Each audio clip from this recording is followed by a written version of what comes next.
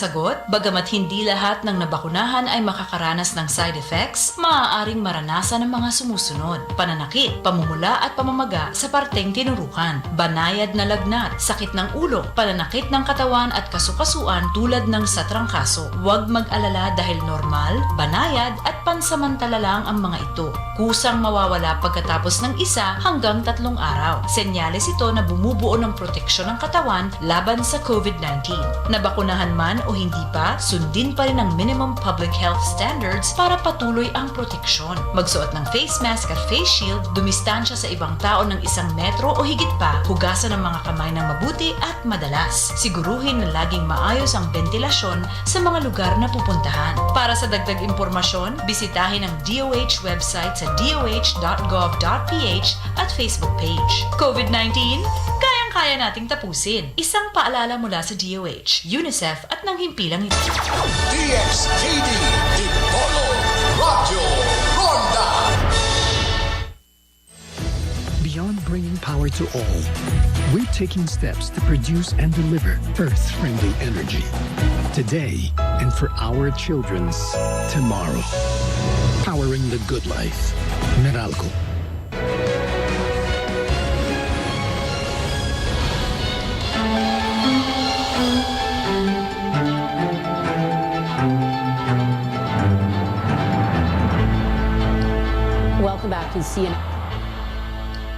Welcome back to CNN Philippines. Breaking news at this hour. President-elect Bongbong Marcos announces he will take the helm of the Agriculture Department, at least for now. He recognizes the threat of a possible food shortage and higher food prices in the coming months. Our Rex Umiti joins us live from the Marcos headquarters in Mandaluyong City. Rex, how does he plan to respond to these challenges?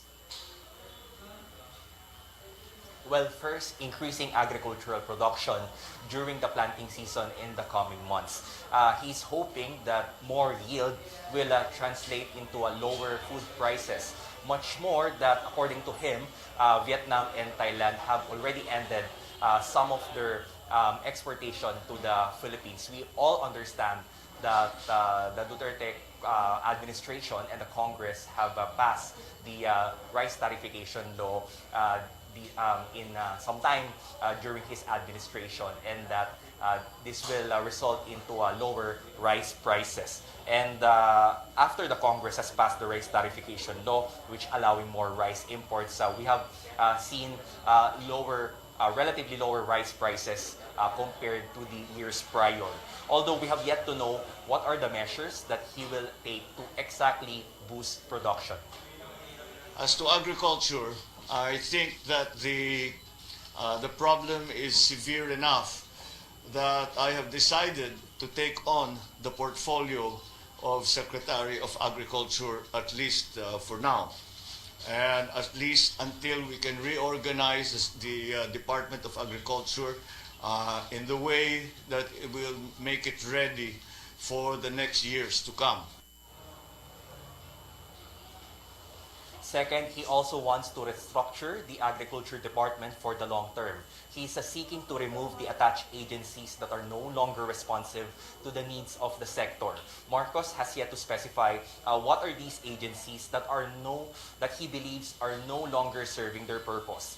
Third, more assistance for those who will be affected by higher food and oil prices. The President-elect is not keen on suspending the excise tax on oil products. He explains he would rather give aid for those who will be affected by the spiking commodity prices. BBM would like to specifically help those who will be immediately affected by higher prices. Aside from giving more aid or ayuda, Marcos also wants to speed up the National ID program, which he says will be important to distribute aid to more beneficiaries. Pia. Rex Remigio, they're reporting from the Marcos headquarters in Mandaluyong City. When Sara Duterte assumes the vice presidency on June 30th, she will be dealing with issues hounding the Education Department, which she will lead. A day after her inauguration in Davao City, the vice president-elect speaks out about some of her priorities as education chief, including reiterating her support for mandatory military training. Our David Santos reports. When VP-elect Sara Duterte takes over the education portfolio, among her top priorities, bring back full in-person learning when schools reopen in August. We are targeting that, yes. Over a third of the total number of public schools have started holding face-to-face classes. In contrast, only about 1 in every 10 private schools have followed suit. Teachers groups have been urging the government to gradually scrap remote learning and let kids head back to classrooms. Sa tingin namin, hindi na ito dapat i-delay. Ibalik na natin yung face-to-face classes. After all, halos lahat naman ay pinapayagan na natin. Bakit yung classes sa school ay hindi pa, no? They also want the incoming education chief to look into the teachers' perennial problem, better pay. The Duterte administration did something about that, no? So we'll dovetail from what the Duterte administration did for the welfare and benefit of teachers. Another crucial issue Duterte will have to face calls to abolish the contentious K-12 program, something President-elect Bongbong Marcos has instructed her to review. That is something na kailangan pag-usapan. It cannot be decided overnight. And despite initially getting mixed reactions on her support for mandatory military training in schools, Duterte seems to be standing her ground. This despite the fact that such a proposal will only cover students 18 and above, which is beyond the mandate of basic education. It could, however, be included among the legislative agenda of the incoming administration. I hope that it will be included since marami namang pending bills dyan sa Congress with regard to that. Duterte is set to hold a transition meeting with Secretary Liling Briones this weekend to extensively discuss the direction of the nation's education system. David Santos, CNN Philippines, Davao City.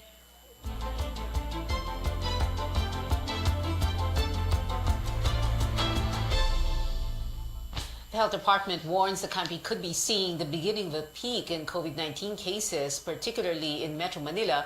Spokesperson Maria Rosario Vergere says the current trend mirrors the increase during the Delta and Omicron waves. Vergere attributes the rising infections to the Omicron subvariants, increased mobility, and waning immunity from slow booster uptake.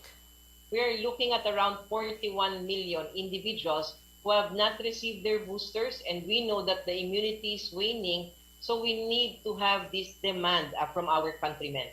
But I hope that a lot of people know there would be more demand for this, and they will not wait until cases are so high already that they receive their boosters by that time.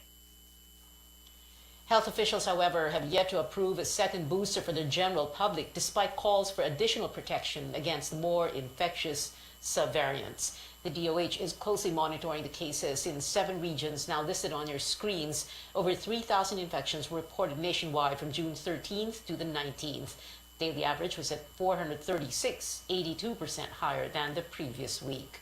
COVID-19 watchdog Octo Research expects new cases in the country to reach up to 1,000 by the end of the week, but the group believes there is no need to escalate to alert level 2 just yet. Overseas now, following the spread of COVID-19, North Korea is battling the outbreak of an unidentified intestinal disease. Leader Kim Jong-un and wife Ri Sol-ju have sent medicines to South Gwanggi province to address the acute enteric epidemic. Medical responders also reportedly dispatched. Over 800 families were affected in the province south of the capital, Pyongyang. Welcome news for the United States, which is set to administer COVID-19 shots to younger children. The Centers for Disease Control and Prevention has given a go signal for the inoculation of children under 5 years old. The U.S. Food and Drug Administration approved the expansion of the emergency permits of the Pfizer and Moderna doses on Friday. And back here at home, motorists may want to gas up now before pump prices go up again for the 3rd straight week this month. Fuel companies will increase diesel prices by over 3 pesos beginning tomorrow, June 21st. Kerosene will be more expensive by nearly 2 pesos per liter and gasoline by 80 centavos per liter. Fuel prices in Metro Manila already range from 75 to 97 pesos. Nearly 400 Muslims looking to fulfill their highest duty to visit their holiest site were instead left stranded at the Manila International Airport on Sunday. Our Melissa Lopez talks to some of them in this report. Aida Makod is supposed to be in Saudi Arabia by now, performing the sacred pilgrimage called the Hajj. She paid nearly 2 million pesos last month just to bring her family of 6 abroad. But after waiting over 8 hours in Naiya on June 19th, their plane left them behind as they did not receive the special visas to make the trip. Makakaalis ba kami? Saan napunta yung pera namin? Mababalik pa ba yung pera namin? Yung mga tao po, nag-iipon po yan ng pera. Nagbebenta ng mga ari-arian nila, ng kabayo, ng kalabaw, ng lupa, magsasanla pa ng bahay nila para lang makapunta ng Saudi. It's a must to visit Mecca at least once in a Muslim's life. For Aida, a businesswoman from Marawi, it's already her 17th trip there and her first since the COVID-19 pandemic. But she's now grieving. Yun ang pangarap ng bawat Muslim. Pag nag-Hajj po ma'am yung isang Muslim, maghihingi po sila ng repentance from God, from Allah, na kung totoo po sa puso nila, mapuforgive po sila. Makud luckily has a home in Manila. Those who don't took shelter at the Golden Mosque in Quiapo. The National Commission on Muslim Filipinos pins the blame for the chaos on a third-party service provider. Pagdating mo sa financial, wala akong problema. Nabayaran ho natin lahat ang nila, ang mga dapat na bayaran, yung visa, yung tent, yung nila yung sa tinatawag na Mina Arapa, yung insurance. Ang nagkaroon lang talaga ng problema, yung dapat na counterpart ni hotel, yung service provider, hindi nila narimit kasi hindi tinatanggap ng system doon. Kasi may bago ng sistema ngayon ang Saudi. Authorities say the visas will be sorted out and the pilgrims left behind will be prioritized. Ito ay isolated case na dahil doon sa hindi natin na-anticipate yung bagong kalakaran. Magbibigay ang National Commission on Muslim Filipinos ng assistance. We will shoulder their hotels as well as their meals while they are on stranded or while they are not yet deployed for departure. Maghingi ng special flight for these people. Hindi lang doon, humingi kami ng ma-whip yung mga penalties na pinapataw ng mga airline companies. The Muslim faithful are kept hanging as the end of Hajj season draws closer. Ang pinakagusto namin, makalis kami ng maga. One prayer doon is equivalent to 70,000 per Tuesday do. Kaya sinasamantala namin. Melissa Lopez, CNN Philippines. Entertainment updates still ahead. K-pop fans, are you ready to find your treasure here in Manila? 3 Korean acts will perform for Pinoy audiences next month. Plus, we give you a look at BTS's special music video for Yet to Come. Keep it here on CNN Philippines.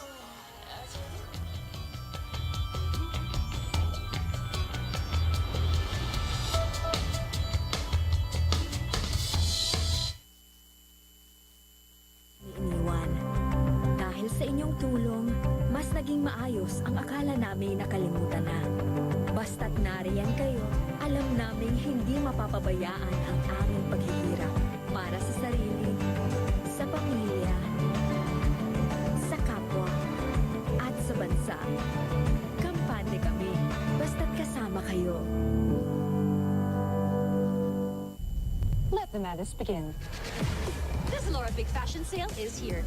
It's going to be big on fashion, bigger on discounts, with the biggest brands. From the 17th to the 26th of June. Download the app now. Now it's time to live the life. Let's have sun make life with the sun out. Any hour is now happy hour. Ang katapusan ng bawat kwento, may inuumpisa ang bago. Get into the life. Sun make light. Yung smart home, yun yung kino-combine natin, yung energy technology sa information communication technology. So, nandiyan yung strategiya nating energy efficiency plus renewable energy plus ICT. When you talk of energy efficiency, it doesn't only talk of electricity per se. Pwede rin natin i-consider dyan yung mga consumption ng mga fuel natin. It is really important not just for people to to know about the importance of saving energy, but to really adapt energy efficiency as a way of life, because our sources of energy are also dwindling. So it's really important for everyone to not just be aware of its importance, but to really practice energy efficiency and really make it as part of their life.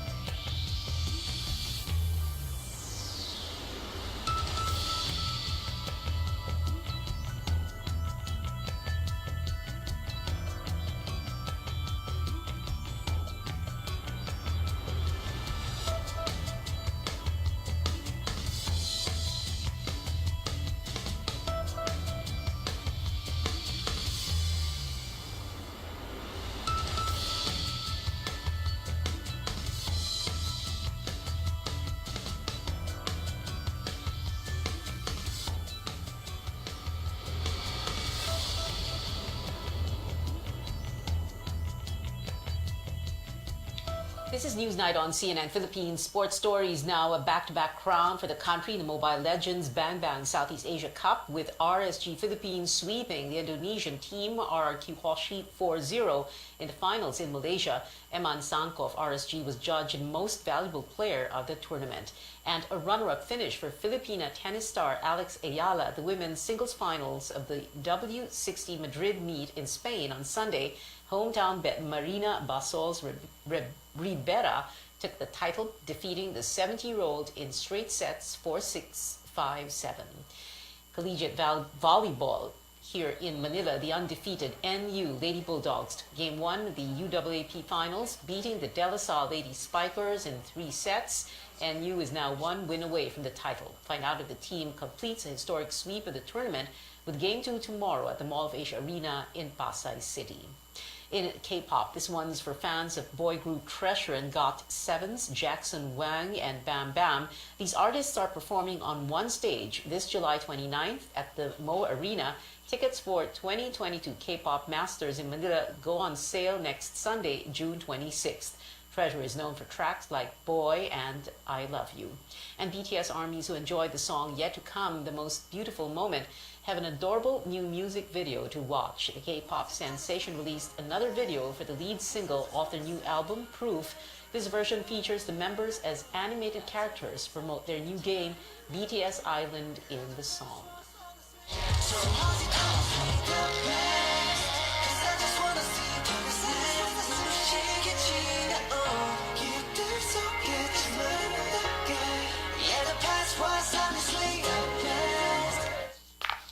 Proof has also become BTS's 6th album to top the Billboard 200 chart. The anthology debuted at #1 after selling 300,014 album units in the US by June 16.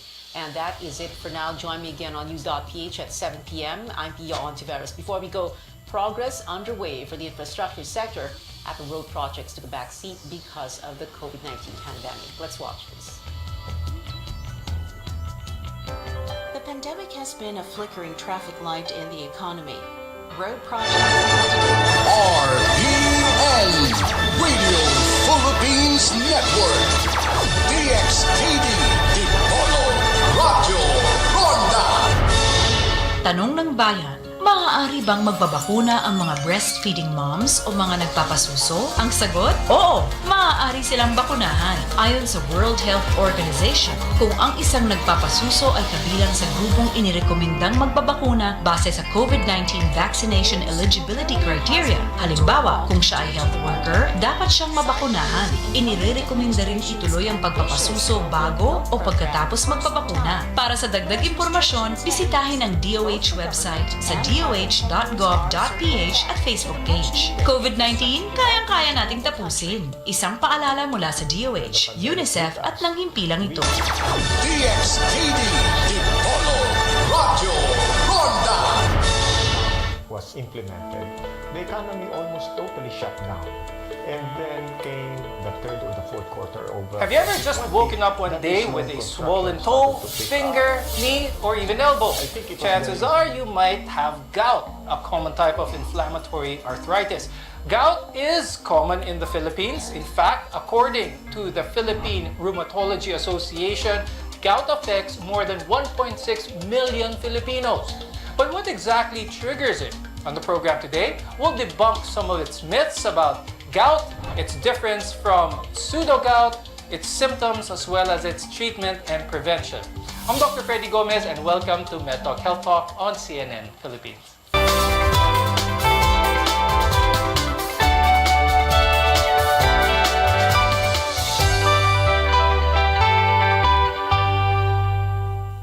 To help us through this topic on gout, with us is Dr.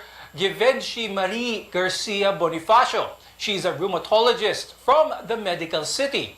We also have Dr. Dave De Castro, who is a physical and rehabilitation medicine specialist from the Bernardino General Hospital. Gout is a oftentimes painful and acute onset of arthritis caused by the buildup of uric acid, or a normal waste product in your body, in the blood. So when uric acid is elevated in the blood, it can accumulate, form crystals in your joints, and trigger an inflammatory response that causes symptoms of pain as well as swelling. Let's debunk some of the myths about gout. So that's where we'll start. And I'll start the conversation with Dr. G. So a lot of people talk about gout and they look at diet specifically. Gout is caused by kinakain mo. Kinakain mong beans, munggo, maybe beer na iniinom. But let's talk about first what causes gout. Let's talk about hyperuricemia for that matter. Can you talk about that, Dr. G? Gout actually happens because of the uric acid accumulation, like you've mentioned. Certain people that are genetically predisposed to having gout, the diet also contributes to it. If you binge drink, especially beer, and if you eat purine-high foods like red meat, you can be predisposed to having gout also. So Dr. Dave, I'd like to ask you, let's talk about that. Let's talk about uric acid. Ano ba ito sa katawan natin, and why does gout happen kapag hindi natin ito na ilalabas ng mahusay? Uric acid is a waste product of our protein metabolism. So when a patient is eating too much protein, the protein breaks down, and usually the uric acid is excreted in the urine. If the patient is unable to excrete the uric acid in your body, they usually deposit, the uric acid crystals deposit on the joints, mostly on the big toe. That's the most common area of gouty attack, sometimes the ankles, the knees, in severe cases, the elbows and the hands. It's because the patient, most of the time, they are overproducers, or they consume protein, so the body isn't able to get rid of the uric acid. Now, Dr. Dave, you make a point there. It's the excess intake of protein for that matter. That's why a lot of people may think that those who are affected with gout are those who are only overweight, yung matagal ng mabigat. Hindi ba pwedeng magkaroon ng gout ang isang payat? Gout is a chronic disease. Most of the time, it's genetically acquired. But then, most of my patients, almost 9 out of 10 of my patients, they are mostly overweight because they consume too much protein. There's also the lamang loob, the isaw, and the papaitan and all, and they drink lots of beer and alcohol. So most of the time, I think in my practice, 90% of my time, they are overweight and mostly obese. Now let's talk about consuming certain things. Specifically, a lot of people know or are aware that consuming beans, for that matter, can trigger gout. Doc G, pag-usapan natin, sinabi nyo kanina, binge drinkers. Paano nagkakaroon ng gout ang mga mahilig uminom ng alcohol? Alcohol, specifically beer, has a high uric acid content. And Doc Freddy, if you drink alcohol, you can also notice that while you're drinking, you urinate a lot. So there are two things that can cause the flare. So an increase in uric acid and decrease in the fluid can make the uric acid crystallize. That's why they have gout flares. Now, Doc G, kapag ang isang tao ay mataas ang uric acid nila, nagpa-blood test sila, although wala silang nararamdaman na pain sa joints, wala silang nararamdaman na masakit sa katawan, are these people considered to already have gout? Not yet. They are only considered to have hyperuricemia. You are considered to have gout if you already have arthritis. Arthritis is swelling of the joints, so it has redness, tenderness, and pain.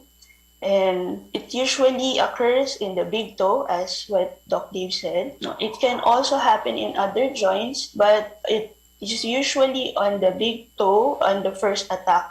It is also called as podagra. Dr. Dave, aside from alcohol, specifically beer, aside from the high purine foods, are there any other things that people consume that are contributory to triggering a gouty attack? People consuming maintenance medications for hypertension, like the diuretics, people who are dehydrated and not used to drinking lots of water, sometimes they had this gouty attack because they cannot get rid of the uric acid in their urine. So most of the time, it's a multifactorial disease. There's diet, there's the dehydration, and sometimes I see patients with high-impact activities like basketball or jumping. Then when they had this trauma on the foot, sometimes they had this gouty attack because most of them are it's either overweight or they have constant trauma to the feet or the knees because the uric acid loves inflammation. So they tend to see that there's an inflamed area, so they will go there and have an inflammation. So there are many factors involved. Can one of the factors, Dr. Dave, be sugar? Can people who are fond of sugar increase their uric acid? Yes, of course. That's the fructose-containing substances like soft drinks, the soda, the fruit juices. Usually they contain fructose, which when you metabolize fructose, and it will convert into uric acid. Now, gout flares start suddenly and can last days or even weeks. When we return, we'll talk about another type of arthritis, which is pseudo-gout, and its difference from common gout. This is MedTalk Health Talk, your partner in healthcare.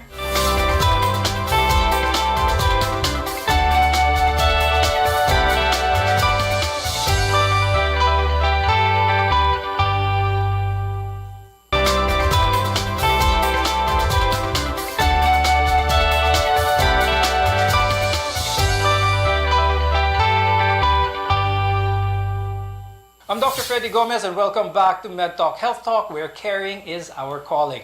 Now let's talk about a form of gout, which is called pseudo-gout. Dr. G, for those who are unfamiliar with pseudo-gout, please tell us what it is, where does it happen mostly? Pseudo-gout is a kind of arthritis that usually happens in patients who are 60 and above. And in contrast to gout, it usually occurs on the knee first, and it lasts longer. And the difference will usually be seen under the microscope. The type of crystal that causes the gout is calcium pyrophosphate. With that, Dr. Dave, pag-usapan naman natin is what happens is, or what causes the most symptoms is the accumulation of these gouty crystals, these uric acid crystals in the joints. You mentioned earlier that the most common part that starts with this is the big toe, but it can also be felt in other joints as well. Let's talk about that. When will the crystals normally form, causing the more painful symptoms? Is this something that is reversible? The symptoms usually is the patient usually comes in. There's a history of too much intake of alcohol. Then alcohol contains uric acid. The patient will complain of swollen foot. That the uric acid likes to stay on small joints, so that's why it's in the big foot.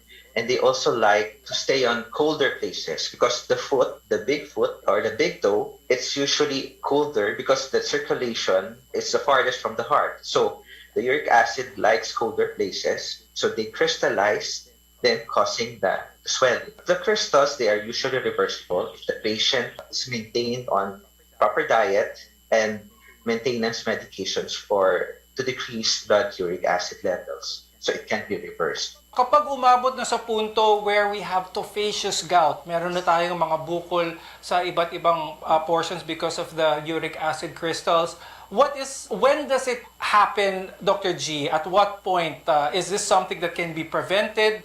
When it does happen, what is the usual management? So as you've said, there are stages of gout. So first, it starts with hyperuricemia. So usually, this takes 10 years for you to develop gouty arthritis. And then when you have gouty arthritis, if you still haven't controlled your uric acid levels, the uric acid will continue to accumulate on the joints, which will cause tophaceous gout or tophi. Dr. G, you mentioned stages of gout. Technically, there are around 4 stages of gout. At what point if someone has high uric acid in their blood, is this immediately, dapat ba gamot na kagad ang ibigay ito sa pasyente? At what point ang pwede pang diet and lifestyle modifications to alleviate any possibility of gout progressing? In practice, if ever your uric acid becomes double digits, like 10 or 11, so that's when you already start medication. But if it's lower than that, diet can be tried first, and also weight loss. Now, Dr. Dave, typically, for the most part, ang gout is managed through medicine. Kayang idaan sa gamot most of the time. Meron bang punto na kailangan surgical intervention for some of the symptoms or treatment ng gout? There are severe cases that the tophi or the nodules that gets infected. So that's the most common indication for surgery. There's an infection on the joint. You remove the tophi or the infection. The other indication for surgery, it impedes function. So I'm a rehab specialist. When I see my patients who have this large tophi on the hands and on the elbows, which decreases the range of movement of the patient, I usually advise the patient to undergo surgery. For those who are suffering from gout, could you describe what type of physical limitations they may have? Can they still do their daily, day-to-day activities or very limited sila because of this? We're trying to emphasize how important it is to prevent this from happening. They can still have regular activities. We actually have athletes or basketball players who have gout. As long as we control the uric acid levels, they can live a normal life. Now, Dr. G, pag-usapan natin yung common gamot para sa isang taong meron gout. So, a lot of people may be familiar with the medications being given. Please explain how the different medications function. At what stage of gout are they most effective? The first one, the overproduction, that's the drugs that we have here in the Philippines. I know everybody knows this, allopurinol. It blocks the formation of uric acid. So it lowers the uric acid that is produced. That's why the uric acid level is controlled. Coming up, we'll talk about tips on how to treat and manage your gout. Only here on MedTalk Health Talk.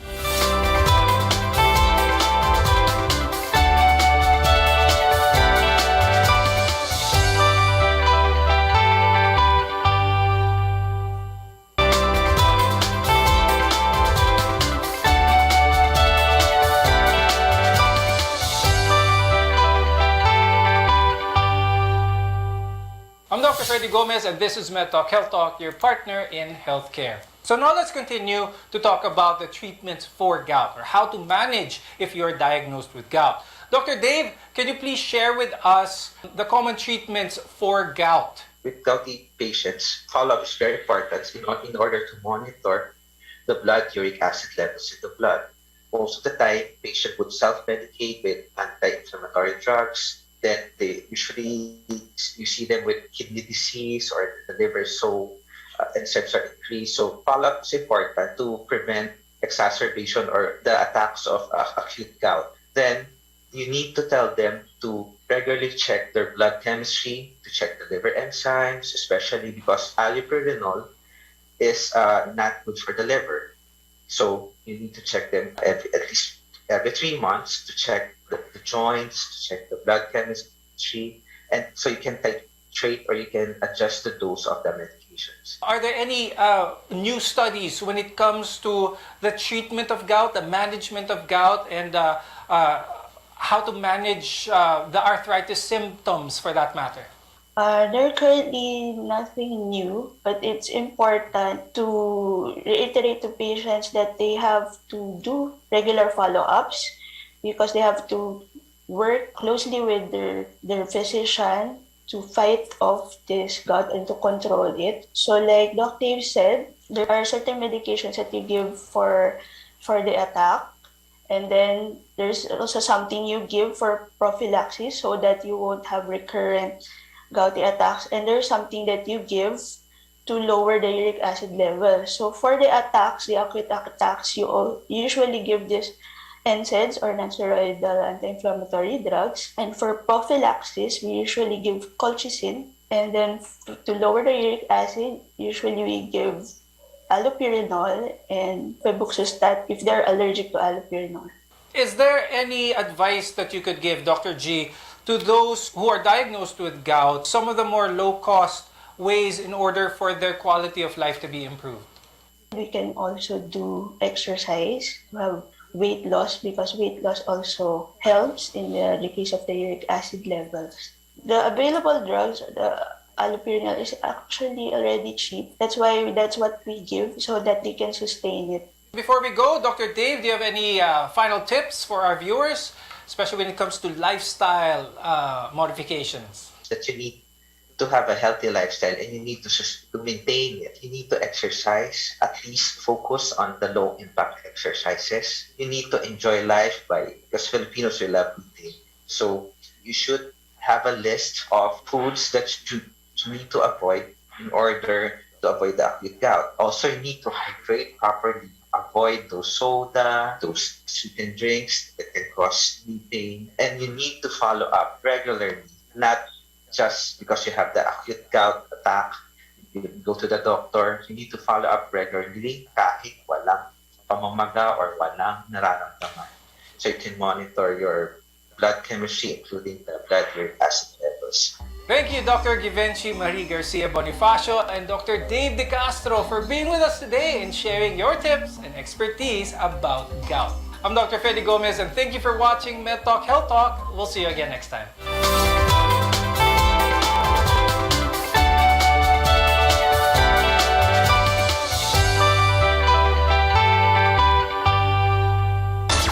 DXTV